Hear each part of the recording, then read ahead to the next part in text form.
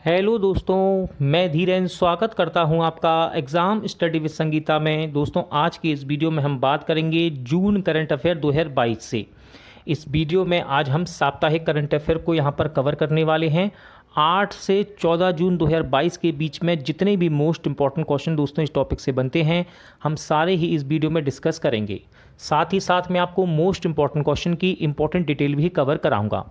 ये वीडियो आपके लिए आने वाली सभी प्रकार की प्रतियोगिता परीक्षाओं के लिए इंपॉर्टेंट रहेगा, जहां पर करंट अफेयर एक मोस्ट इंपॉर्टेंट टॉपिक बनकर आता है। तो इस वीडियो को आप एंड तक पूरा देखिएगा, और यदि आपको ये वीडियो अच्छा लगे, हेल्पफुल लगे, तो प्लीज़ वीडियो को लाइक और शेयर जरूर कीजिएगा। और यदि अब तक आपने हमारे चैनल को सब्सक्राइब नहीं किया है तो प्लीज़ दोस्तों चैनल को सब्सक्राइब जरूर कीजिएगा, जिससे कि आपको मेरे आने वाले नए वीडियो का नोटिफिकेशन टाइम पर मिलता रहे। तो चलिए स्टार्ट करते हैं। 8000 मीटर से ऊपर की 5 चोटियों पर चढ़ने वाली पहली भारतीय महिला कौन बनी है? तो सही आंसर इस क्वेश्चन का प्रियंका मोहिते। महाराष्ट्र के सतारा जिले की प्रियंका मोहिते 8000 मीटर से ऊपर की 5 चोटियों पर चढ़ने वाली पहली भारतीय महिला बन गई हैं। कंचनजंगा पर्वत पर चढ़ने के बाद प्रियंका ने ये मुकाम हासिल किया है। अगला क्वेश्चन है, कौन आयरन मैन ट्रायथलॉन को पूरा करने वाले पहले भारतीय रेलवे अधिकारी बन गए हैं? तो इनका नाम है श्रेयस जी होसुर। ठीक है, इनका नाम याद रखिएगा दोस्तों। देखिए ये आयोजन है क्या, तो इस आयोजन में 3.8 किलोमीटर तैराकी, 180 किलोमीटर साइकिल चलाना और 42.2 यानी कि 42.2 किलोमीटर दौड़ शामिल है। उन्होंने जर्मनी के हैम्बर्ग में इस कार्यक्रम को 13 घंटे 26 मिनट में पूरा किया है। क्या नाम है इनका? श्रेयस जी होसुर। भारत ने किसे हराकर अपना पहला FIH हॉकी 5S खिताब जीता है? सही आंसर है पोलैंड। भारत ने फाइनल में पोलैंड को 6-4 से हराकर स्विट्जरलैंड के लुसाने में पहली FIH हॉकी 5S चैंपियनशिप को जीता है। किसे कोविड-19 महामारी के दौरान बेहतरीन सेवा प्रदान करने के लिए प्रतिष्ठित MBE पुरस्कार मिला है? देखिए इस पुरस्कार के बारे में भी हम जानेंगे, इसका फुल फॉर्म। तो ये मिला है गुरु स्वामी कृष्णमूर्ति को। विश्व स्तरीय ब्रिटिश चिकित्सा प्रौद्योगिकी कंपनी पेनलॉन के CEO गुरु स्वामी कृष्णमूर्ति को the Most Excellent Order of the British Empire Civil Division पुरस्कार 2022, जिसे honorary member of the Order of the British Empire प्राप्त हुआ है। ठीक है, गुरु स्वामी कृष्णमूर्ति तमिलनाडु के मदुरई के रहने वाले हैं। इंपॉर्टेंट क्वेश्चन है, ड्रोन नीति को मंजूरी देने वाला पहला राज्य कौन बना है? तो ड्रोन नीति को मंजूरी देने वाला पहला राज्य बन गया है हिमाचल प्रदेश। हिमाचल प्रदेश सरकार ने एक ड्रोन नीति को मंजूरी दी है, क्योंकि वह पहाड़ी राज्यों में विभिन्न सार्वजनिक सेवाओं के लिए ड्रोन और इसी तरह की तकनीक के उपयोग को सक्षम करना चाहती है। मुख्यमंत्री जयराम ठाकुर ने हिमाचल प्रदेश ड्रोन नीति 2022 को मंजूरी दी है। किसने मानेसर में एशिया का सबसे बड़ा 20 मेगावाट का सोलर प्लांट लगाया है? तो ये लगाया है मारुति सुजुकी ने। मारुति सुजुकी ने अपने मानेसर हरियाणा साइट पर 20 मेगावाट का सोलर कारपोरेट स्थापित किया है। इस परियोजना से संगठन को प्रति वर्ष 28,000 मेगावाट बिजली प्रदान करने का अनुमान है।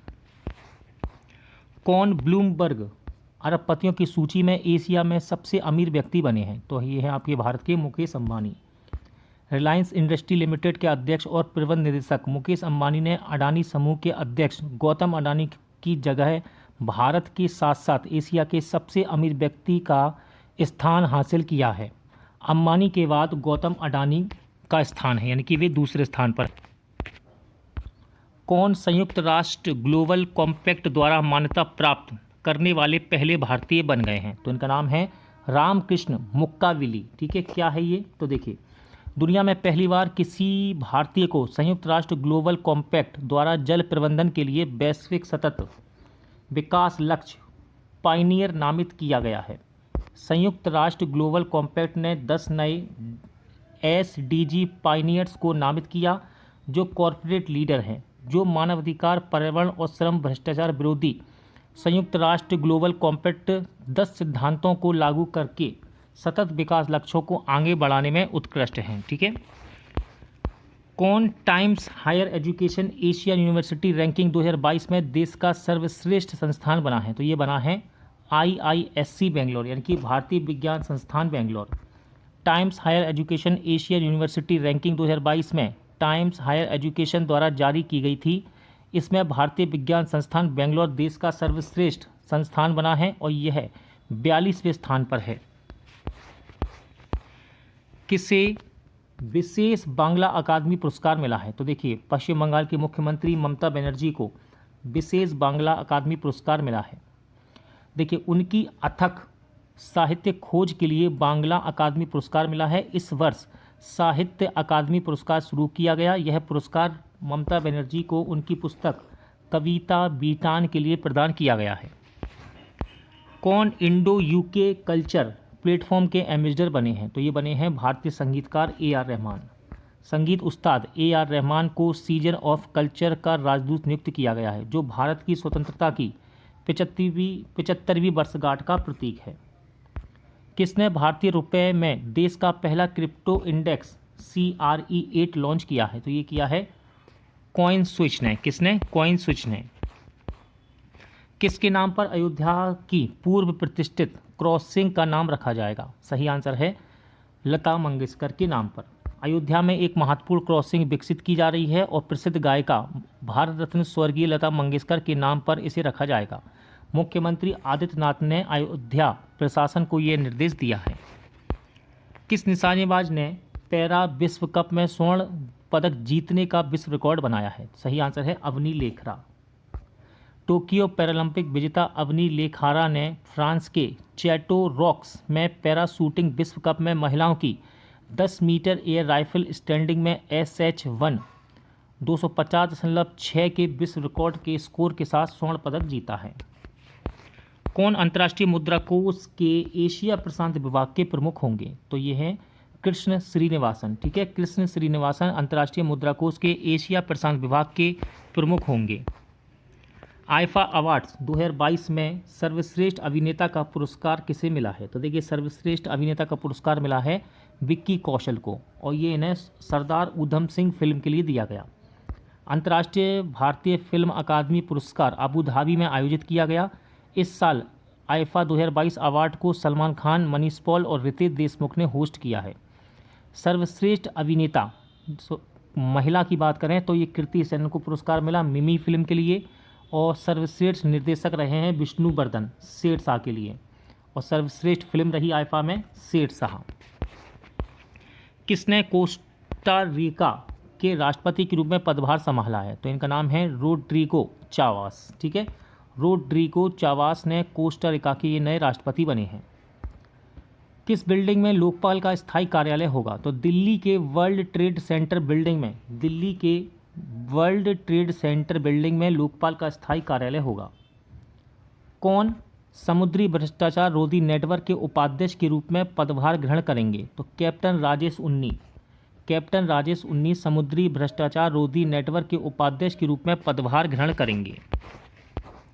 विश्व खाद्य सुरक्षा दिवस 2022 का थीम क्या है? तो विश्व खाद्य सुरक्षा दिवस 2022 का थीम है सुरक्षित भोजन बेहतर स्वास्थ्य। विश्व खाद्य सुरक्षा दिवस विश्व स्वास्थ्य संगठन के अनुसार हर साल 7 जून को विश्व स्तर पर मनाया जाता है। अगला क्वेश्चन है, किसे पंजाब एंड सिंध बैंक का प्रमुख नियुक्त किया गया है? तो स्वरूप कुमार शाह को पंजाब एंड सिंध बैंक का प्रमुख नियुक्त किया गया है। शाह, जो पंजाब नेशनल बैंक के कार्यकारी निदेशक हैं, ने S कृष्णन की जगह ली है। पंजाब एंड सिंध बैंक, इसका मुख्यालय नई दिल्ली में है। स्थापना याद रखिएगा, इसकी स्थापना हुई 1908 में। किस राज्य में संत कबीर अकादमी और अनुसंधान केंद्र का उद्घाटन किया गया है? तो देखिए, उत्तर प्रदेश में। उत्तर प्रदेश में संत कबीर अकादमी और अनुसंधान केंद्र का उद्घाटन किया गया है। संत कबीर को श्रद्धांजलि अर्पित की और कबीर चौरा धाम मगहर उत्तर प्रदेश में संत कबीर अकादमी अनुसंधान केंद्र और स्वदेश दर्शन योजना का उद्घाटन किया गया है। भारत में डिजिटल भुगतान 2026 तक कितना गुना होने की उम्मीद है? तो देखिए, सही आंसर इसका 3 गुना। भारत में डिजिटल भुगतान बाजार आने वाले 4 वर्षों में मौजूदा 3 ट्रिलियन से 3 गुना बढ़कर 10 ट्रिलियन होने की उम्मीद है। ठीक है, डॉलर में है ये। बोस्टन कंसल्टिंग ग्रुप के सहयोग के बाद फोनपे द्वारा जारी रिपोर्ट ने इसकी पुष्टि की है। किस डॉक्यूमेंट्री फिल्म ने MIFF 2022 में सर्वश्रेष्ठ वृत्तचित्र फिल्मों के लिए प्रतिष्ठित गोल्डन शंख पुरस्कार को जीता है? तो ये जीती है turn your body to the sun ने। ठीक है, ये डच डॉक्यूमेंट्री फिल्म है, ठीक है, ध्यान रखिएगा। किस राज्य के मुख्यमंत्री ने चेन्नई बंदरगाह से लग्जरी क्रूज लाइनर एम्प्रेस को हरी झंडी दिखाई है? तो ये दिखाई है तमिलनाडु के मुख्यमंत्री MK स्टालिन ने। किस रेलवे को UREC international sustainable railway award 2022 द्वारा सम्मानित किया गया? तो ये किया गया है भारतीय रेलवे को। 25 kV AC ट्रैक्शन सिस्टम जो कि सीधे सौर ऊर्जा खिलाने के लिए जीरो कार्बन टेक्नोलॉजी का सर्वश्रेष्ठ उपयोग की श्रेणी में भारतीय रेलवे को सम्मानित किया गया है। किस पूर्व खिलाड़ी ने गरुड़ एयरोस्पेस में निवेश किया है? सही आंसर है MS धोनी। भारतीय क्रिकेट टीम के पूर्व कप्तान महेंद्र सिंह धोनी ने चेन्नई स्थित गरुड़ एयरोस्पेस, भारत के प्रमुख ड्रोन AA सर्विस प्रदाता में एक अज्ञात राशि का निवेश किया है। वह कंपनी के फेस और ब्रांड एम्बेसडर भी होंगे। किसने life style for the environment आंदोलन की शुरुआत की है? तो सही आंसर है हमारे प्रधानमंत्री नरेंद्र मोदी जी ने। प्रधानमंत्री नरेंद्र मोदी ने एक वैश्विक पहल life style for the environment movement की शुरुआत की है और कहा है कि इसका दृष्टिकोण एक ऐसी जीवन शैली जीना है जो हमारे ग्रह के अनुरूप हो और इसे नुकसान ना पहुँचे। किस भारतीय ग्रैंड मास्टर ने सनवे फॉर्मेंटेरा ओपन शतरंज टूर्नामेंट को जीता है? तो ये जीता है डी गुकेश ने। किसने? डी गुकेश ने। इंपॉर्टेंट क्वेश्चन है दोस्तों, मिताली राज ने अंतर्राष्ट्रीय क्रिकेट से संन्यास की घोषणा की, वे किस राज्य से संबंध रखती हैं? तो देखिए मिताली राज ये एक अंतर्राष्ट्रीय क्रिकेटर है, भारतीय महिला क्रिकेटर, और ये राजस्थान की रहने वाली हैं, ध्यान रखिएगा। जोधपुर राजस्थान की रहने वाली भारतीय महिला क्रिकेट टीम की कप्तान मिताली राज ने 39 वर्ष की आयु में अंतर्राष्ट्रीय क्रिकेट के सभी प्रारूपों से संन्यास की घोषणा की। इससे पहले वे 2019 में उन्होंने T20 अंतर्राष्ट्रीय से संन्यास लिया, लेकिन एक दिवसीय अंतर्राष्ट्रीय और टेस्ट क्रिकेट खेलना जारी रखा था इन्होंने, लेकिन अब इन्होंने सभी फॉर्मेट से संन्यास की घोषणा कर दी है। इंपॉर्टेंट क्वेश्चन है, कौन इंस्टाग्राम पर 200 मिलियन फॉलोवर्स तक पहुंचने वाले पहले भारतीय बन गए हैं? तो ये बने हैं विराट कोहली। भारतीय cricket star Virat Kohli social media site Instagram पर 200 करोड़ फॉलोवर्स का आंकड़ा पार कर लिया इन्होंने। इसके साथ ही इंस्टाग्राम पर 20 करोड़ फॉलोवर्स करने वाले पहले भारतीय बन गए हैं ये, ठीक है, 20 करोड़। 200 मिलियन का मतलब है 20 करोड़। एयरटेल पेमेंट बैंक ने सोने की पेशकश के लिए किसके साथ भागीदारी की है? सही आंसर है मुथूट फाइनेंस के साथ। किसके साथ? मुथूट फाइनेंस के साथ। कौन अल्बानिया के नए राष्ट्रपति चुने गए हैं? तो देखिए इनका नाम है बजराम बेगज, ठीक है, बजराम बेगज अल्बानिया देश के नए राष्ट्रपति चुने गए हैं। अल्बानिया की राजधानी है दोस्तों तिराना, मुद्रा है अल्बानियाई लेक। अगला क्वेश्चन है, ब्लू ड्यूक को किस राज्य की स्टेट बटरफ्लाई घोषित किया गया है? सही आंसर है सिक्किम राज्य की। किस राज्य की? सिक्किम राज्य की। विश्व महासागर दिवस 2022 का थीम क्या है? तो विश्व महासागर दिवस 2022 का थीम है पुनरुद्वार महासागर के लिए सामूहिक कार्रवाई। विश्व महासागर दिवस हर साल 8 जून को मनाया जाता है। किस राज्य ने 14400 नामक ऐप को लॉन्च किया है? सही आंसर है आंध्र प्रदेश। आंध्र प्रदेश ने 14400 नामक ऐप लॉन्च किया है और ये ऐप भ्रष्टाचार रोकने के लिए आंध्र प्रदेश सरकार द्वारा लॉन्च किया गया है। अंतर्राष्ट्रीय एल्यूमिनियम संस्थान के नए अध्यक्ष कौन बने हैं? तो देखिए सतीश पाई अंतर्राष्ट्रीय एल्यूमिनियम संस्थान के नए अध्यक्ष बने हैं। भारत में परमाणु सक्षम अग्नि 4 बैलिस्टिक मिसाइल का सफल परीक्षण कहां से किया गया? सही आंसर है उड़ीसा। भारत ने उड़ीसा के APJ अब्दुल कलाम द्वीप से परमाणु सक्षम अग्नि 4 बैलिस्टिक मिसाइल का सफलतापूर्वक परीक्षण किया है। इसकी मारक क्षमता 4000 किलोमीटर है। कितनी? 4000 किलोमीटर। किस IIT ने मौसम विज्ञान विभाग के साथ उपयोगकर्ताओं के अनुकूल मौसम पूर्व अनुमान ऐप विकसित करने के लिए एक समझौता ज्ञापन पर हस्ताक्षर किए हैं? सही आंसर है IIT बॉम्बे। मैरकॉम के इंडिया सोलर प्रोजेक्ट ट्रैकर के अनुसार कौन भारत का पहला ऐसा राज्य बन गया है जिसने कुल मिलाकर बड़े पैमाने पर 10 गीगावाट सौर प्रतिष्ठानों तक पहुंच गई है? तो ये राज्य है राजस्थान। कौन है? राजस्थान। किसने भारतीय स्टेट बैंक के नए प्रबंध निदेशक यानी एमडी के रूप में कार्यभार संभाला है? इंपॉर्टेंट क्वेश्चन है। तो एसबीआई के नए एमडी बन गए हैं आलोक कुमार चौधरी। क्या नाम है इनका? आलोक कुमार चौधरी। किस राज्य ने बीच विजिल ऐप को लॉन्च किया है? राइट आंसर है गोवा।